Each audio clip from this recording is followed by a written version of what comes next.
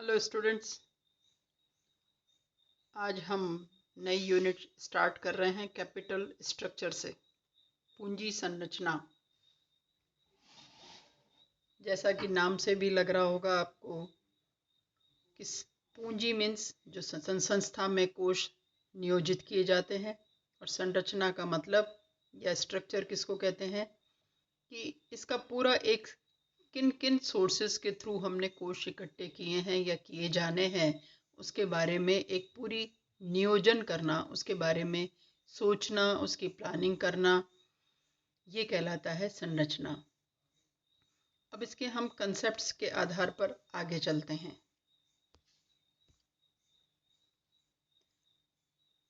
इसका मीनिंग जैसे आप देख रहे हैं, पूंजी संरचना किसी फर्म का स्थायी वित्त प्रबंधन होता है जो दीर्घकालीन ऋण, अधिमान अंश तथा समता अंश से प्रदर्शित होता है। इंग्लिश में जो कंसेप्ट है वो है capital structure is the permanent financing of the firm represented by long term debts, preference shares and equity shares. Actually इसमें डेट्स गलत लिखने में आ गया, इसको DEBTS की तरह पढ़ा जाए। तो पूंजी संरचना का मतलब यही होता है। देखिए, हम इसको किस तरह से समझें कि जब कोई एक नई फर्म इस्टेब्लिश की जा रही है तो इस्टेब्लिश करते समय सबसे पहले हम कैपिटलाइजेशन की बात करते हैं, पूंजीकरण की बात करते हैं। पूंजीकरण का मतलब होता है कि संस्था में टोटल कितनी कैपिटल एम्प्लॉय की जानी है, यानी कुल कितनी पूंजी की आवश्यकता होगी, उसका एक क्वांटिटिव लेवल पर आकलन किया जाता है, एनालिसिस किया जाता है या कैलकुलेशन किया जाता है।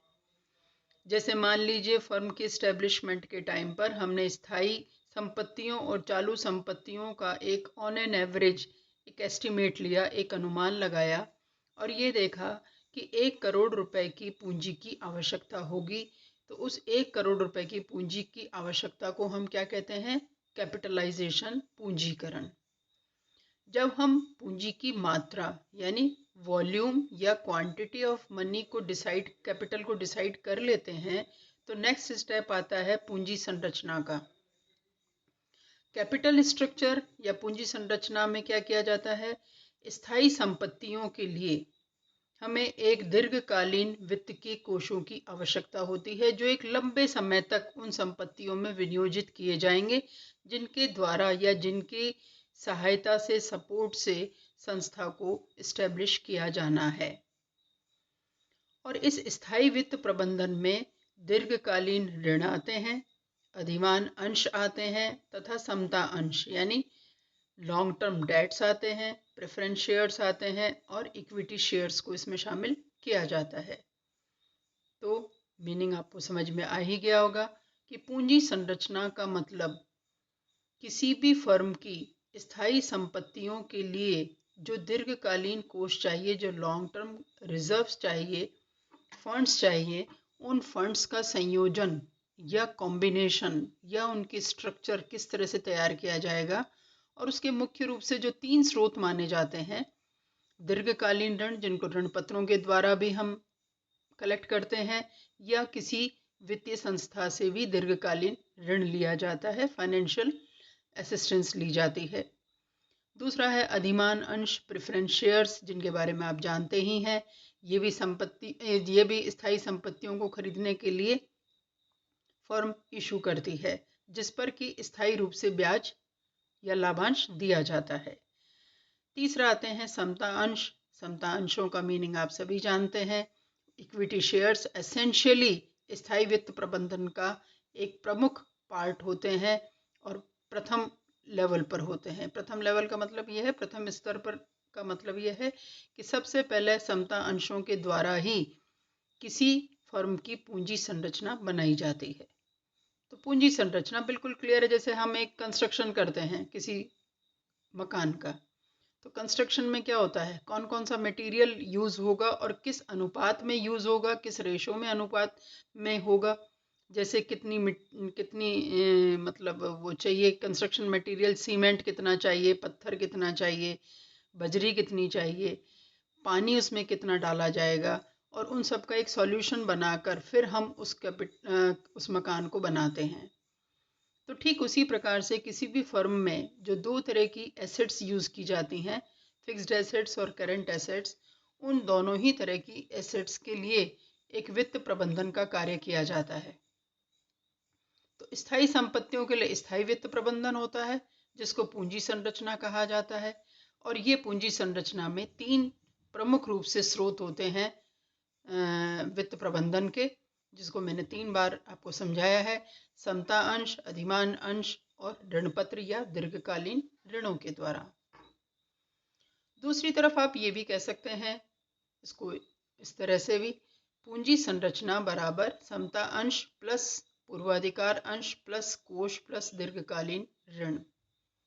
इंग्लिश में हम कहते हैं capital structure is equals to equity shares, preference shares, reserves and long term loans. तो कैपिटल स्ट्रक्चर का एक बेसिकली आप एक पूरा वो देखिए कि किस तरह से होता है। समता अंश जो संस्था के स्वामी कहे जाते हैं, ऑनर्स होते हैं। पूर्वाधिकार अंश दायित्व के रूप में होते हैं। कोष समता अंश के साथ ही देखा जाता है, इसको इक्विटी कैपिटल के साथ में ही ऐड किया जाता है। और चौथा है आपका दीर्घकालीन ऋण, लॉन्ग टर्म लोन्स। यदि हम इसको दूसरे शब्दों में स्पष्ट करें और भी क्लियर यदि आप समझना चाहें, तो पूंजी संरचना स्वामी पूंजी और ऋण पूंजी का एक अनुपात है, ratio between honours capital and debt capital. ध्यान से सुनिएगा इस चीज को। इसका मतलब क्या हुआ?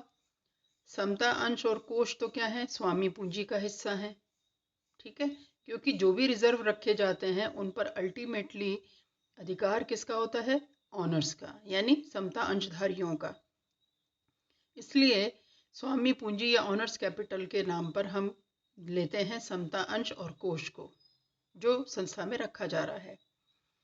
पूर्वाधिकार अंश और दीर्घकालीन ऋण, ये किसी भी फर्म के लिए डेट कैपिटल की तरह होते हैं, ऋण पूंजी की तरह होते हैं।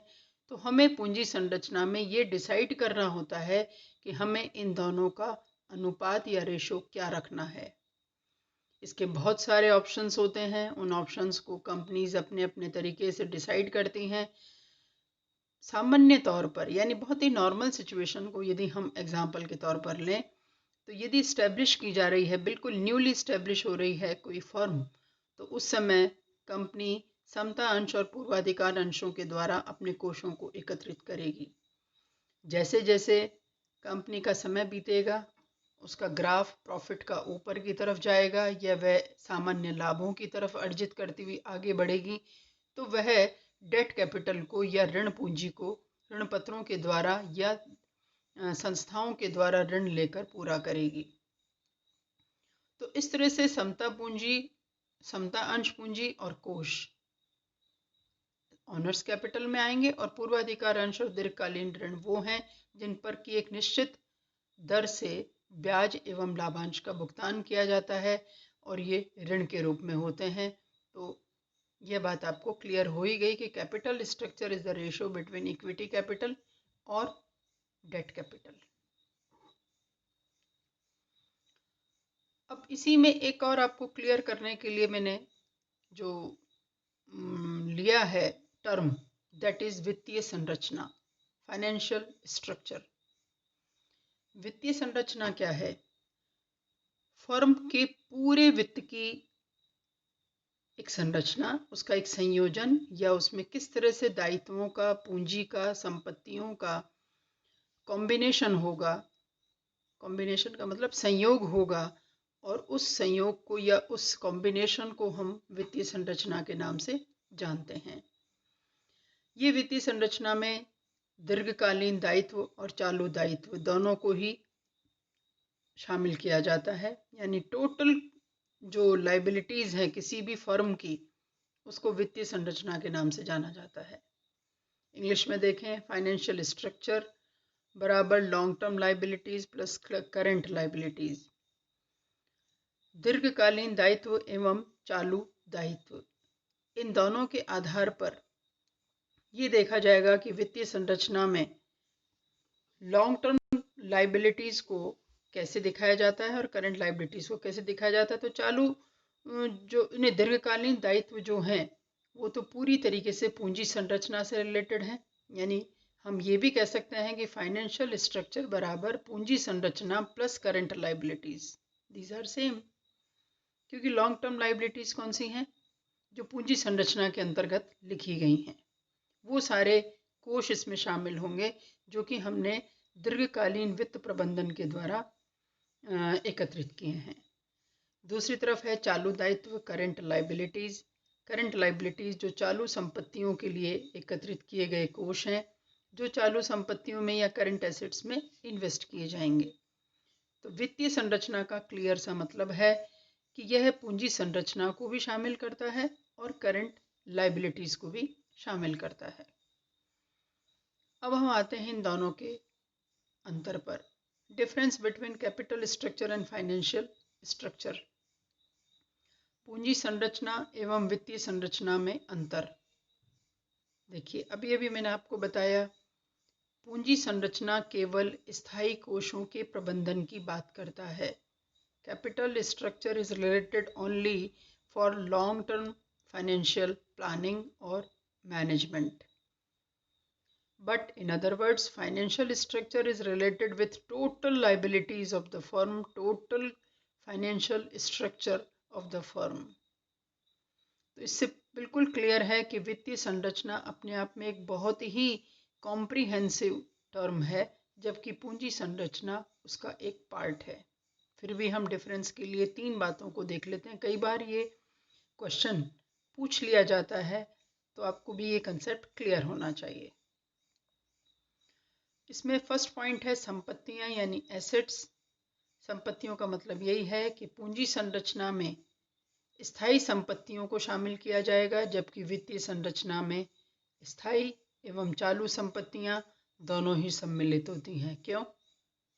जो अभी ऊपर आपने देखा कि वित्तीय संरचना में दीर्घकालीन दायित्व और चालू दायित्व दोनों ही कंबाइंड होते हैं, तब हम कुल दायित्वों की बात करेंगे। लेकिन कैपिटल स्ट्रक्चर केवल स्थायी संपत्तियों के वित्त प्रबंधन की बात करता है, इसलिए इसमें स्थायी संपत्तियां ही आती हैं। ये एक बेसिक डिफरेंस है। नंबर 2 है कोषों का उपयोग, यूटिलाइजेशन ऑफ रिजर्व्स। यहाँ पर भी कोष थोड़ा सा क्षय आ गया है, जबकि क्षय है ये, इसको करेक्शन कर लें आप। यूटिलाइजेशन ऑफ रिजर्व्स, कोषों का उपयोग। देखिए, कोई भी फर्म जो टोटल फाइनेंसेस कलेक्ट करती है, कुल वित्त का जो प्रबंधन करती है, उसका उपयोग पूंजी संरचना में वह स्थायी और चालू संपत्तियों दोनों में कर सकती है। लेकिन वित्तीय संरचना में जब चालू संपत्तियों के लिए जो कोष एकत्रित किए जाते हैं, उनको वह फिक्स्ड एसेट्स में डाइवर्ट नहीं कर सकते। ये एक और डिफरेंस है। मैं अगेन एक बार और समझा देती हूँ। जो भी वित्त का प्रबंधन किया गया है, पूरी फर्म के कैपिटलाइजेशन जो किया गया है, पूंजीकरण, उस पूंजीकरण में एकत्रित टोटल फंड का यूटिलाइजेशन हम पूंजी संरचना में दोनों प्रकार की संपत्तियों के लिए कर सकते हैं, करंट एसेट्स के लिए भी और फिक्स्ड एसेट्स के लिए भी। लेकिन वित्तीय संरचना में हालांकि ये दोनों ही शामिल हैं, लेकिन यदि पर्टिकुलरली आपने वर्किंग कैपिटल इकट्ठी की है, चालू संपत्तियों के लिए यदि आपने कार्यशील पूंजी को एकत्रित किया है, तो उसका यूज हम कहीं पर भी स्थायी संपत्तियों में नहीं कर सकते। लास्ट, समय अवधि। पूंजी संरचना जो बहुत ही शुरू में कंसेप्ट में आप समझ गए कि पूंजी संरचना दीर्घकालीन समय अवधि की बात करता है, और वित्तीय संरचना दीर्घकालीन और अल्पकालीन दोनों ही समय अवधि को शामिल करता है। क्यों? क्योंकि दीर्घकालीन का मतलब स्थायी संपत्तियों या स्थायी दायित्वों से है, और चालू दायित्वों का मतलब है अल्पकालीन संपत्तियों से या अल्पकालीन कोषों से है। तो वित्तीय संरचना में समय अवधि दोनों ही तरह की शामिल होती हैं, long term plus short term, जबकि पूंजी संरचना में केवल हम दीर्घकालीन कोष की ही बात करते हैं। तो आई थिंक कंसेप्ट आपको समझ में आ गया कि सबसे पहले हम पूंजीकरण करते हैं किसी भी फर्म के लिए जब कोष एकत्रित करने होते हैं। और पूंजीकरण या कैपिटलाइजेशन का मतलब क्या होता है? Estimation of total capital employed in the firm. हम कुल कितनी पूंजी का विनियोग संस्था में कर रहे हैं और उसके तरीके क्या हैं कि स्थायी संपत्ति और चालू संपत्तियों में लगाए जाने वाले धन का या पूंजी का कुल योग कर लिया जाता है।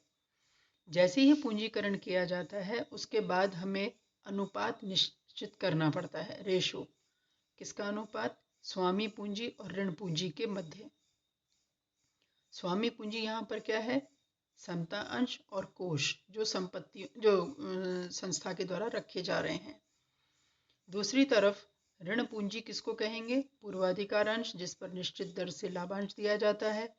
ऋण पत्र डिबेंचर्स जिन पर निश्चित दर से यानी फिक्स रेट ऑफ इंटरेस्ट वहाँ पे की जाती है। तो इस तरह से ये संस्था के लिए दायित्व हैं और इस तरह से इनको ऋण पूंजी में शामिल किया जाता है। तो पूंजी संरचना में हम स्वामी पूंजी और ऋण पूंजी के अनुपात को निर्धारित करते हैं। लेकिन वित्तीय संरचना अपने आप में एक बहुत ही विस्तृत अवधारणा है, एक कॉम्प्रिहेंसिव अप्रोच है फाइनेंस की, जिसमें हम दीर्घकालीन दायित्व और चालू दायित्व, करंट लाइबिलिटीज और लॉन्ग टर्म लाइबिलिटीज को दोनों को ही एक साथ देखते हैं, यानी पूंजीकरण ही वित्तीय संरचना के अंतर्गत शामिल होता है। Thank you.